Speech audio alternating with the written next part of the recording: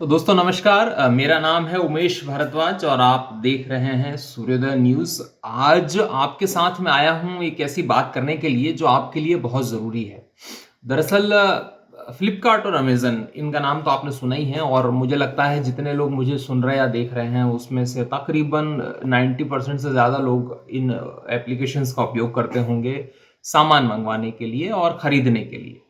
कुछ डेटा है जो मैं अभी देख रहा था, पढ़ रहा था खबरों को, तो मुझे लगा कि आपसे एक बात ज़रूर शेयर करना चाहिए और वही बात शेयर करने आया हूँ।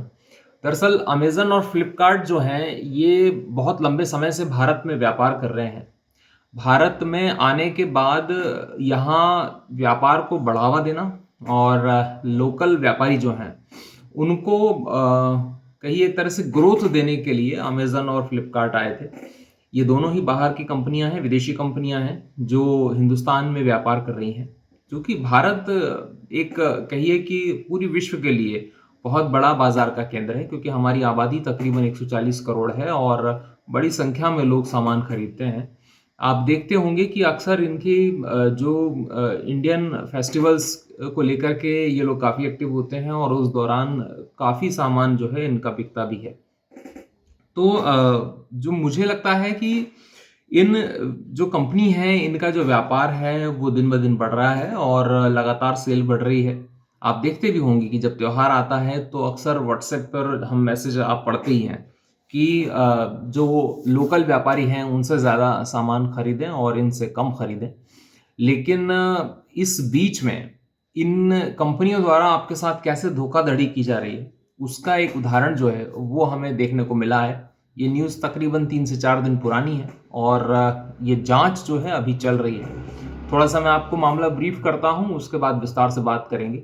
दरअसल ईडी जो है, आपको पता ही है कि इस देश में ईडी का उपयोग अभी तक राजनीतिक तौर पर किया जा रहा है और हमें भी ये पता था कि ईडी जो है वो पॉलिटिकल ही काम कर रही है, राजनेताओं पर छापे मारे जाते हैं। जो पैसे का दुरुपयोग है वो कहाँ-कहाँ हो रहा है, वो देखने के लिए नेताओं के घर छापे ज़्यादा पड़ते हैं और सरकारों पर आरोप लगते हैं कि वो अपने फ़ायदे के लिए ईडी का उपयोग करती हैं। लेकिन ईडी का एक और भी काम है, जो हमें इस बार देखने को मिला है। आप देखेंगे कि इस बार जो ईडी ने काम किया, वो तारीफ़ के काबिल काम किया है। दरअसल ईडी के पास एक शिकायत मिली थी और कुछ व्यापारी हैं, उन्होंने ही ये शिकायत ईडी को की थी कि अमेज़न और फ्लिपकार्ट, ये दोनों कंपनियां ऐसी हैं जो लोगों के साथ धोखाधड़ी कर रही हैं। तो ये धोखाधड़ी क्या है, उस पर हम बात करते हैं और फिर इसमें क्या हुआ जांच में, उस पर भी बात करेंगे।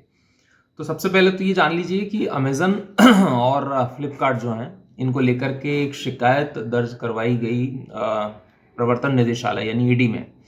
और शिकायत ये थी कि अमेज़न जो है वो गलत तरीके से लोगों को सामान उपलब्ध करा रही है, बेच रही है और आम लोगों के साथ धोखाधड़ी इसमें की जा रही है। अब इसको विस्तार से समझते हैं कि ये कैसे की जा रही है। उसको समझने के लिए एक उदाहरण मैं आपको देता हूँ। मान लीजिए या फ़र्ज़ कीजिए कि एक लैपटॉप है जो मुझे खरीदना है या आपको खरीदना है। आप जब इंटरनेट पर जाते हैं, सर्च करते हैं, तो अमेज़न या फ्लिपकार्ट की वेबसाइट पर वो लैपटॉप का विज्ञापन आपको सामने नज़र आता है। ऐड नज़र आता है जिस पर लिखा होता है कि ब्ला ब्ला ब्ला लैपटॉप जो है वो इतनी-इतनी कीमत में आपको उपलब्ध है। अब इसमें एक बात गौर करने वाली ये है कि जब आप लैपटॉप खरीदते हैं, तो आपके सामने जो लिस्टिंग होती है, मान लीजिए 1, 2, 3 तरह का आपको लैपटॉप दिखाए जा रहे हैं। लेकिन जो पहला वाला लैपटॉप है, उस पर ये लिखा हुआ है कि आप हमारे वेरिफाइड व्यापारी से ही लैपटॉप खरीदिए, ये ज़्यादा बेहतर है। उसके बाद बाकी के ऑप्शंस आते हैं। तो अगर एक कस्टमर ये देखता है कि अमेज़न इसको प्रूव कर रहा है, वेरीफाई कर रहा है और कह रहा है कि ये ट्रस्टेड व्यापारी है, इसी से खरीदिए या सेलर है, तो आप उसी से लैपटॉप खरीदेंगे क्योंकि आपको उस पे ज़्यादा भरोसा होगा बाकी की बजाय, तो उसकी सेल निश्चित रूप से बढ़ेगी। तो ये इस तरह से विज्ञापन जो है वो ऑन स्क्रीन नज़र आते हैं। ये एक बात हुई। अब दूसरी बात पे आते हैं कि जब अमेज़न और फ्लिपकार्ट को लेकर के शिकायत की गई, तो उसमें कहा गया कि साहब ये किसी एक व्यापारी को ही फ़ायदा पहुंचा रहे हैं। तो ईडी ने इस मामले में जांच शुरू की। जब जांच शुरू की तो बहुत सारी बातें सामने आई। 19 जगह छापे मारे गए। मैं आपको बता दूं ये छापे कहाँ-कहाँ पड़े हैं। ये छापा पड़ा है दिल्ली, बेंगलुरु, मुंबई, हैदराबाद और हरियाणा स्थित पंचकुला में। ये 19 से ज़्यादा सेलर्स जो हैं उनके यहाँ ये छापा मारा गया और इस छापे में जो जो खुलासे हुए वो बहुत ही ज़्यादा चौंकाने वाले थे। उसकी एक अलग कहानी है।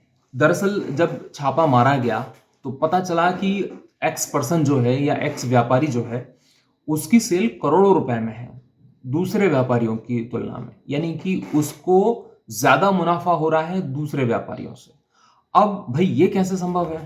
तो ये जांचने के लिए भी बहुत माथापच्ची जो है वो ईडी को करना पड़ी। तो ईडी ने इस मामले में जब जांच की तो खुलासा हुआ कि जिस व्यापारी की सेल करोड़ों रुपए है उसका जो घर है वो महज 2 कमरे का घर है। अब आप विश्वास नहीं करेंगे कि क्या जिसकी सेल करोड़ों रुपए की है या करोड़ों रुपए का जो व्यक्ति मुनाफा कमा रहा है उसका जो निवास है या उसका घर जो है वो केवल 2 कमरे का होगा, एक फ्लैट होगा छोटा सा। ये तो कैसे पॉसिबल है भाई? उसका तो बड़ा बंगला होना चाहिए, कार होनी चाहिए, करोड़ों रुपए का उसका टर्नओवर है। तो जब इस मामले में जांच हुई तो पता चला कि उसका मुनाफा जो है वो महज 20 लाख रुपए। तो दूसरा स्ट्रेंज यहां हुआ कि कैसे संभव है भाई 20 लाख रुपए, मात्र 20 लाख रुपए। इससे ज्यादा तो किसी की सैलरी होती है, अगर नौकरी कर रहा है अमेजन में वो तो उसकी सैलरी 20 लाख से ज्यादा होगी सालाना। तो ये कैसे संभव है कि जब करोड़ों रुपए जो है अगर आप टर्नओवर है तो आप केवल 20 लाख रुपए मुनाफा कमा रहे हैं? तो जांच और आगे बढ़ी, तो ईडी ने और इन्वेस्टिगेट किया। जब इन्वेस्टिगेट किया तो साहब ये पता चला है कि जो अमेजन है, अमेजन के ही कुछ पूर्व कर्मचारी जो कंपनी छोड़ चुके हैं उन्होंने अमेजन और फ्लिपकार्ट के साथ सेटिंग की और ये आरोप है, ये जांच चल रही है और ये भी कहा जा रहा है कि इस तरह की बातें सामने आई हैं कि अमेजन और फ्लिपकार्ट ने इन लोगों से सेटिंग कर ली और सेटिंग करने के बाद फिर ये वो जो लोग हैं उन्हीं की एक डमी जो है, डमी व्यापार जो है वो दिखा दिया और सामान जो है अमेजन जो डायरेक्ट बेच रहा है। अभी तक अमेजन का जो काम था वो ये था कि एक व्यापारी है या एक दुकानदार है, फर्ज कीजिए इंदौर में है और इंदौर में किसी एक दुकानदार को अपना माल बेचना है, वो ऑनलाइन प्लेटफॉर्म पर उसको अपलोड करेगा, एक कस्टमर उस विज्ञापन को देखेगा और वो उस विज्ञापन के जरिए उस सामान को ऑर्डर करेगा। जब वो सामान ऑर्डर करेगा तो उस पर कुछ कमीशन या जो मुनाफा है अमेजन लेता है और वो सामान उसको उपलब्ध कराता है। इतना ही काम अमेजन फ्लिपकार्ट का है। लेकिन यहाँ पर धांधली जो है वो कैसे की गई कि जो पैसा है वो लिया गया व्यापारी से, कस्टमर ने पैसा दिया व्यापारी को, लेकिन वो पैसा व्यापारी के पास नहीं गया, वो पैसा गया सीधा अमेजन के पास। या कह लीजिए कि जो डमी लोग बैठा रखे हैं वो पैसा सीधा उनके पास जाता है, वहां से वो अब घूमता हुआ कान पकड़ के मतलब घुमा के पकड़ा दिया है और पैसा जो है अमेजन पूरा पैसा अपने पास रख रहा है। अब पता चला कि जो 20 लाख रुपए निकले जांच में, वो 20 लाख रुपए सिर्फ उनको उनका मेहनताना दिया जा रहा है। तो इस तरीके से ये एक बड़ी धांधली या धोखाधड़ी जो है वो की जा रही है। अब इसमें जो नियम है वो ये है कि जो फेमा है, फेमा का उल्लंघन है, यानी कि जो फॉरेन डायरेक्ट इन्वेस्टमेंट होता है उसके तहत कुछ नियम होते हैं, उन नियमों का पालन करना होता है इन कंपनियों को, तभी वो यहाँ व्यापार कर सकते हैं। और उसमें ये होता है कि आप स्थानीय व्यापारियों को ज़्यादा मौका देंगे, लोकल जो सेल है वो बढ़े, स्थानीय व्यापार बढ़े, इसके लिए इन कंपनियों को ये प्लेटफॉर्म उपलब्ध कराया गया। लेकिन उन्होंने उसी का उल्लंघन किया है और इसी के तहत पूरी जांच चल रही है। तो अब ईडी जो है इस पूरे मामले में इन्वॉल्व है और ईडी ने ही इस जांच में ये सारी बातों का खुलासा किया है।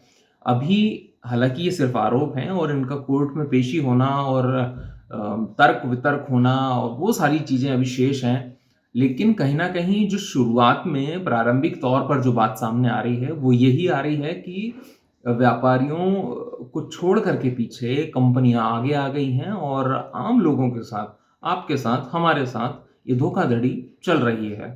तो ये चीज़ें कहीं ना कहीं बहुत मायने रखती हैं। जब आप कोई सामान खरीदते हैं तो बहुत देख करके खरीदें, बहुत देख भाल के खरीदें और कोशिश करें कि आपके साथ कम से कम धोखाधड़ी इस मामले में हो सके।